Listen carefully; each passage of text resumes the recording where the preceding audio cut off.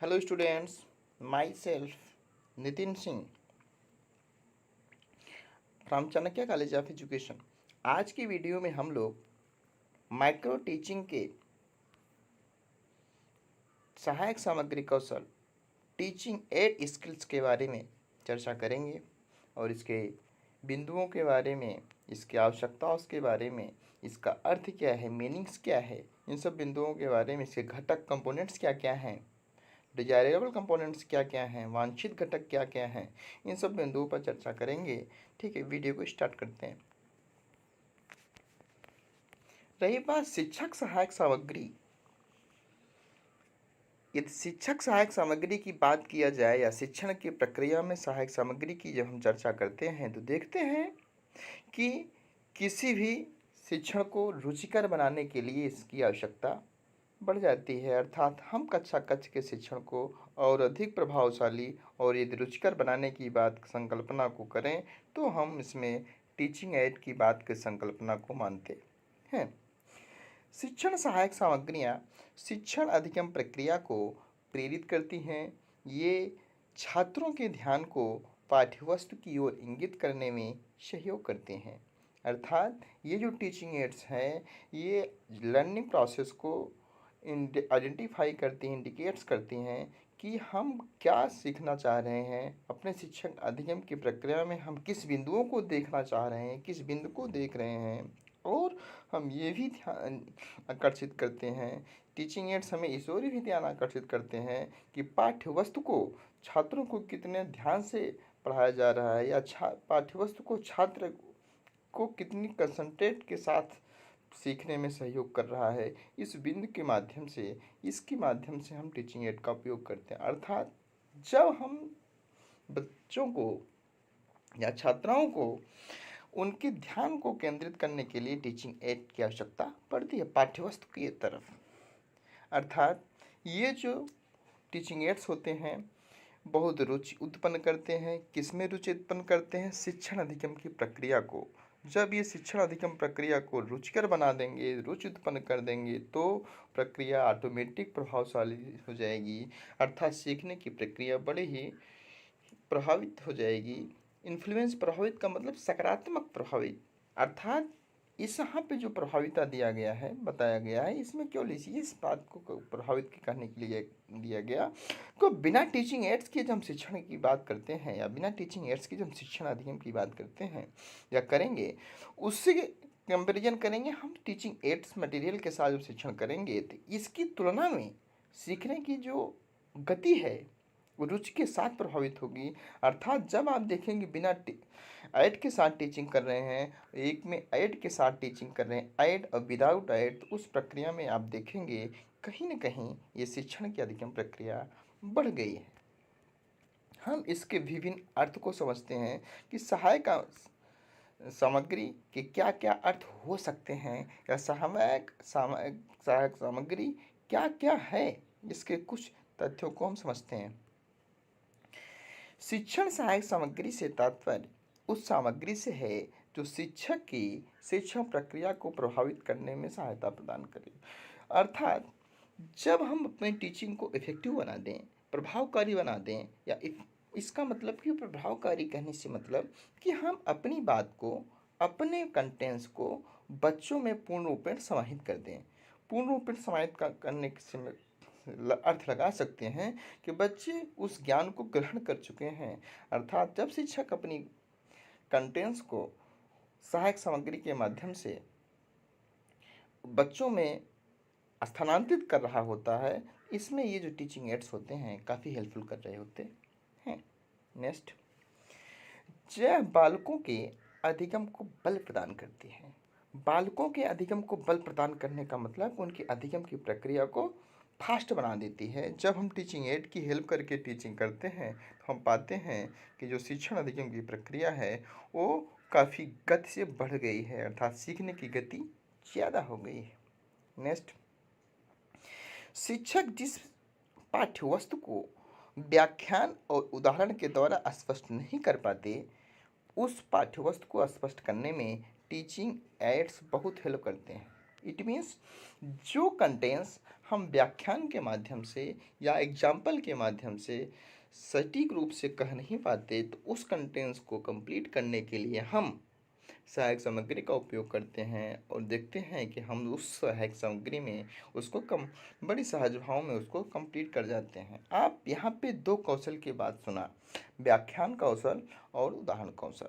व्याख्यान कौशल पुराना परंपरागत अर्थात ट्रेडिशनल वे है कि हम किसी भी बात को व्याख्या के माध्यम से कंप्लीट करेंगे और व्याख्यान के से अच्छा, व्याख्या कौशल में होगा क्या कि हम बहुत कम समय में अधिक कंटेंट्स को बच्चों को प्रेषित कर सकते हैं और उसको समझाने के लिए विभिन्न प्रकार के उदाहरण भी लेते हैं। यदि आप व्याख्यान कौशल से उदाहरण कौशल से बात को स्पष्ट करने में असफल हो रहे हैं, बच्चों को बात को समझ या उसके डाउट को क्लियर नहीं कर पा रहे हैं, तो उस क्षेत्र में आप टीचिंग एड्स का उपयोग करेंगे, सहायक सामग्री का उपयोग करेंगे उस पाठ्यवस्तु से संबंधित, तो वो चीज़ें बहुत सहज भाव में स्पष्ट हो जाएंगी और इस प्रक्रिया में शिक्षण जो सहायक सामग्री होता है ये बहुत सहायक हो जाता है। जब हम व्याख्यान कौशल या उदाहरण कौशल के तौर में अपनी बातों को स्पष्ट न कर पाएँ, तो हम कहते हैं कि टीचिंग एड की हेल्प लेकर के बच्चों को समझाने का प्रयास करते हैं। नेक्स्ट, शिक्षण सहायक सामग्री के कुछ ऑब्जेक्टिव्स हैं, उद्देश्य हैं। शिक्षण सहायक सामग्री के उद्देश्य में फर्स्ट ऑब्जेक्टिव्स कि शिक्षण अधिगम प्रक्रिया को रुचिकर बनाना। जी, ये किसी भी टीचिंग प्रोसेस को, टीचिंग लर्निंग प्रोसेस को हम इंटरेस्टेड बना दें, ये भी एक सहायक सामग्री का उद्देश्य होना चाहिए, होता ही है। क्यों? क्योंकि सीखना में कहा गया कि जितने ही हेल्पफुल किया जाएगा, जितनी इंद्रियों का सहयोग किया जाएगा, सीखना उतना ही प्रभावित होगा। अभी इंद्रियों की बात आई है, सीखने में सहायक सामग्री की बात आई है, तो हम ऑडियो विजुअल एड्स की बात चर्चा आगे देखते हैं करेंगे। इसके बाद शिक्षण अधिगम प्रक्रिया को रुचिकर बनाने में ये जो टीचिंग एड्स है काफ़ी हेल्प करते हैं, ये इसका ऑब्जेक्टिव्स है। नेक्स्ट, अमूर्त पदार्थों को मूर्त रूप देना। जी, ये चीज़ें बहुत हेल्प होती हैं। अभी इसका एग्जाम्पल भी समझा रहे हैं कैसे। जैसे एब्स्ट्रैक्ट थिंकिंग मतलब अमूर्त चीज़ें हैं, उसको हमें आइडिया नहीं है, उसको मूर्त रूप में देना है, तो इसका मतलब कि अमूर्त को मूर्त में प्रदर्शित करना। जैसे हम बच्चे को ये बता दें कि गणित का नेचर ही है, जैसे मैथ का जो प्रकृति होती है, हम मान लेते हैं कि वो प्रकृति मान लेते हैं क्या होता है, ये अमूर्त होता है। इट मीन्स हम उसके प्रत्ययों को समझ नहीं पाते। जैसे हम बच्चे को ये बता दें कि 2 पेन और फिर 2 पेन मिला के 4 हो जाते हैं। अब बच्चे ने 2 प्रकार के पेन को 2 प्रकार के पेन को लिया और उसमें बताया नहीं हाँ ये 4 है। फिर वही कंटेंट्स को बदला, 2 बुक को, फिर 2 बुक को लिया, बच्चे ने बताया नहीं 4 बुक हुआ। फिर हमने कहा नहीं, फिर उसके कंटेंट्स के लिए 2 पेंसिल को लिया, फिर 2 पेंसिल को लिया। अब यहाँ तीनों बातों में आपने देखा, इस तीनों एग्जाम्पल में आप लोगों ने समझा कि 3 पेन 2 पेन ऐड करने की बात किया जा रहा है, फिर 2 बुक ऐड करने की बात किया जा रहा है, 2 पेंसिल्स की बात किया जा रहा है। इसमें जो 2 चीज़ है वो कॉमन है, अर्थात ये जो आर्टिकल्स हैं 2, 4, 4 ये मूर्त वस्तुएं हैं, लेकिन इसके साथ में जो कंटेंट सिंबॉलिक के रूप में, संकेत के रूप में 4 पेन, 4 पेंसिल, 4 बाल योग के रूप मिल रहा है, उसके साथ 4 के बाद जो चीज़ें लगी हुई हैं वो तो मूर्त हैं, लेकिन जो संख्या 4 है वो संकेत है। बच्चा उस संकेत को कभी पकड़ पाएगा क्या, कभी ठोस अनुभव कर पाएगा क्या? नहीं, क्योंकि गणित का नेचर ही है वह अमूर्त है। अर्थात जब ऐसे कॉन्सेप्ट्स आ जाएं कि हम उसको फिजिकली टच ना कर पाएँ, तो उस कंटेंट्स में हम टीचिंग एड्स की बात करेंगे तो ये हमें बहुत हेल्प करेगा। इसके माध्यम से हम अपने अधिगम प्रोसेस की, अपने अधिगम प्रक्रिया को बड़ी सरलता, सहजता के साथ व्याख्यायित करेंगे और पूर्ण भी करते हैं। नेक्स्ट, छात्रों को अधिक क्रियाशील बनाना। सहायक सामग्री के उद्देश्य हैं कि हम छात्रों को अधिक क्रियाशील बना दें, हम ऐसे टीचिंग एड्स मटेरियल्स बनाएं, ऐसे टीचिंग एड्स का उपयोग करें कि छात्रों को अधिक एक्टिव रहना पड़े और वो क्रियाशील रहें। अधिक क्रियाशील रहने से मतलब वो बात को बड़ी गंभीरता के साथ सुस्त अवस्था में न रहें। यदि कक्षा कक्ष की बात किया जाए तो वो एक्टिव मोड में रहें। नेक्स्ट, अभिरुचियों का आशानुकूल प्रभाव डालना। अभिरुचि का मतलब एप्टीट्यूड। एप्टीट्यूड, बच्चे में क्या एप्टीट्यूड है। एप्टीट्यूड को आप कह सकते हैं किसी व्यक्ति, वस्तु या किसी भी के प्रति, विशेषताओं और गुणों कुछ भी के प्रति उस व्यक्ति का क्या रुझान है, आप उसको एप्टीट्यूड के नाम से जानते हैं। किसी भी व्यक्ति का किसी भी वस्तु के प्रति, किसी भी वस्तु के गुण के प्रति, किसी स्थान के प्रति उसका क्या रुझान है, इस बात को हम अभिरुचि के रूप में जानते हैं। खैर, उसकी चर्चा आगे करेंगे। अभिरुचियों का आशानुकूल प्रभाव डालना मतलब बच्चे की एप्टीट्यूड क्या है, किसी वस्तु के बारे में, किसी स्थान के बारे में, किसी व्यक्ति के बारे में उसका क्या सोच है, क्या रुझान है, उस रुझान को अपने अनुकूल बनाना कि इस वस्तु का प्रति उस बच्चे का यही प्रभाव होना चाहिए, यही झुकाव होना चाहिए, इसका यही अर्थ बच्चा समझे। इस बात की जब बात आती है, इस अर्थ को जब समझाने की बात आती है, तो टीचिंग एड्स की सहायता पड़ती है। ये टीचिंग एड्स की हेल्प है। उद्देश्य है कि हम अभिरुचियों, व्यक्तियों को, बालकों को, छात्रों के अभिरुचियों पर आशानुकूल प्रभाव डालने की जो बात करते हैं, तो ये टीचिंग एड्स की बात आती है। नेक्स्ट इसका जो ऑब्जेक्टिव्स है, बालकों की निरीक्षण शक्ति का विकास करना।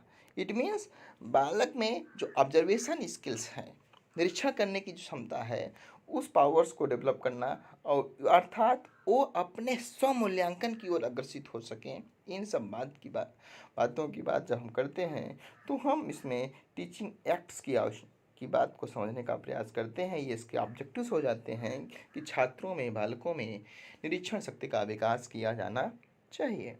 नेक्स्ट, शिक्षण सहायक सामग्री की में नेक्स्ट जो इसको ऑब्जेक्टिव्स हैं, सहायक सामग्री के प्रयोग से शिक्षण कला प्रभाव युक्त हो जाती है। जी, अच्छी बात है। हम जब टीचिंग स्किल्स की बात करते हैं या शिक्षण की बात करते हैं, उसमें जब टीचिंग लर्निंग एड की बात करेंगे, टीचिंग हेल्पिंग एड्स की बात करेंगे, जो सहायक कर सकें। नाम ही से स्पष्ट है, ऐसी सामग्री जो शिक्षण की प्रक्रिया को सरल बना सकें। इसका उद्देश्य भी है कि हम टीचिंग एड्स का उपयोग कर रहे हैं तो हमारा जो शिक्षण की स्किल्स है, टीचिंग स्किल्स है, वो बड़ी इफ़ेक्टिव हो जाएगी, प्रभाव युक्त हो जाएगी, प्रभावशाली हो जाएगी। ये सहायक शिक्षण सामग्री के उद्देश्य हैं कि हम जब इसका उपयोग करते हैं तो हमारा जो सीखने की प्रक्रिया, सिखाने की प्रक्रिया, लर्निंग स्किल्स होते हैं, वो इफ़ेक्टिव हो जाती है, प्रभावकारी होती है। प्रभावकारी कहने का मतलब हम जिस बात को बच्चों को बताने का बात सोच रहे हैं, वो बड़े सहजता, सरलता के साथ बच्चों में बता सकें, बच्चे उस बात को समझ सकें।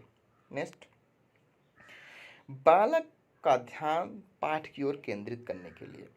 जी, इसका एक उद्देश्य सहायक सामग्री का ये भी है कि हम बालक का ध्यान आकर्षण करने के लिए कहाँ पे, उस सहायक सामग्री पे। जैसे प्रस्तावना कौशल में भी हम बच्चों से प्रश्न पूछकर कक्षा को स्टार्ट करते हैं, वहाँ पर भी ये बात आती है कि हम बच्चों का ध्यान आकर्षण करने के लिए छोटे छोटे प्रश्नों के माध्यम से अपने पाठ्यवस्तु तक पढ़ते हैं, प्रकरण टॉपिक तक पहुँचते हैं। वही उद्देश्य टीचिंग एड्स की भी है कि हम जब बालक का पाठ की ओर ध्यान को आकर्षित करने की बात सोचते हैं, तो उसमें टीचिंग एड की आवश्यकता पड़ जाती है। ये टीचिंग एड्स की ऑब्जेक्टिव्स की बात बताता है। बालकों को तथ्यात्मक सूचनाओं को रोचक ढंग से प्रदान करना। जी, ये भी है कि बालक को किसी भी सूचना को, किसी भी कंसेप्ट को, उस इंफॉर्मेशंस को सीक्वेंस के रूप में, तथ्य के रूप में जब हम रोचक ढंग से प्रदान करेंगे, रोचक ढंग से प्रदान करने का मतलब किसी भी कंटेंट्स को, किसी भी ज्ञान को बच्चे को सुव्यवस्थित ढंग से जब हम व्यक्त करेंगे, तो उस बात को बताने के लिए टीचिंग लर्निंग एड्स की आवश्यकता पड़ जाती है।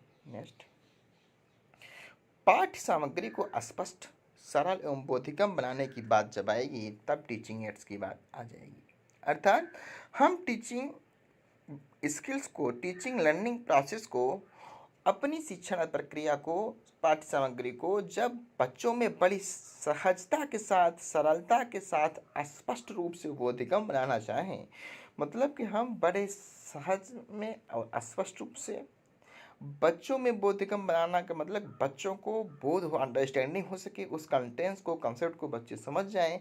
जब इस बात को हम लेते हैं तो इसमें टीचिंग एड्स की आवश्यकता बढ़ जाती है। ये टीचिंग एड्स के ऑब्जेक्टिव्स भी हैं कि हम अपने पाठ्य सामग्री को स्पष्ट, सरल एवं बोधगम्य बनाने की बात उद्देश्य शिक्षण सहायक सामग्री का उद्देश्य माना गया है। नेक्स्ट, बालकों को मानसिक रूप से नए ज्ञान की प्राप्ति हेतु तैयार करने की प्रेरणा देना, ये भी शिक्षण टीचिंग सहायक शिक्षण सहायक सामग्री के उद्देश्य हैं। इस उद्देश्य को लेकर के हम अपनी टीचिंग की प्रक्रिया को आगे बढ़ाते हैं, अर्थात बालकों को मानसिक रूप से ज्ञान की प्राप्ति करने के लिए मोटिवेट करना, वो मानसिक रूप से मेंटल एबिलिटी के रूप में ज्ञान को एब्जॉर्ब कर सकें, उसके लिए तैयार हो सकें। एक बात ये भी कहा गया है कि यदि एक शिक्षक बच्चे को या बालक को सीखने के लिए तैयार कर दे, अर्थात बच्चा ये सोच ले कि हम अब सीखेंगे ही, तो ये जान जाइए कि सीखने के आने की प्रक्रिया, आपकी जो टीचिंग स्किल्स हैं वो कंप्लीट हो चुकी है। अर्थात जब हम सीखने के लिए तत्पर ही ना हो तो सीखना प्रभावकारी नहीं होगा। सीखना उतना ही प्रभावकारी होगा जितना बच्चा सीखने के लिए तत्पर होगा। अर्थात एक शिक्षक को बच्चे को सिखाने से पहले सीखने के लिए तत्पर होने की भी बात को स्पष्ट करना चाहिए या इसको समझना चाहिए। इसी प्रकार से बच्चा स्व मोटिवेट होगा, वो सीखना सहज होगा, प्रभावकारी होगा। और शिक्षण सहायक सामग्री का ये उद्देश्य है कि बालकों का मानसिक विकास से नए ज्ञान को प्राप्त करने के लिए तैयार करना और उनको हम मोटिवेट करते रहें। आज के लिए इतना ही। अब हम नेक्स्ट वीडियो में सहायक सामग्री के गुण के बारे में, उसके कुछ सहायक सामग्री बनाते समय किन किन बिंदुओं का चयन किया जाता है, कुछ सहायक सामग्री की वस्तुओं के बारे में चर्चा करेंगे, इसके कंपोनेंट्स के बारे में चर्चा करेंगे, इसके आइडियल लेसन प्लान की बात भी चर्चा हम करेंगे। आज के लिए अभी के लिए इतना ही। Thank you class. वीडियो अच्छा लगा हो चैनल को लाइक, शेयर और सब्सक्राइब करेंगे। Thank you.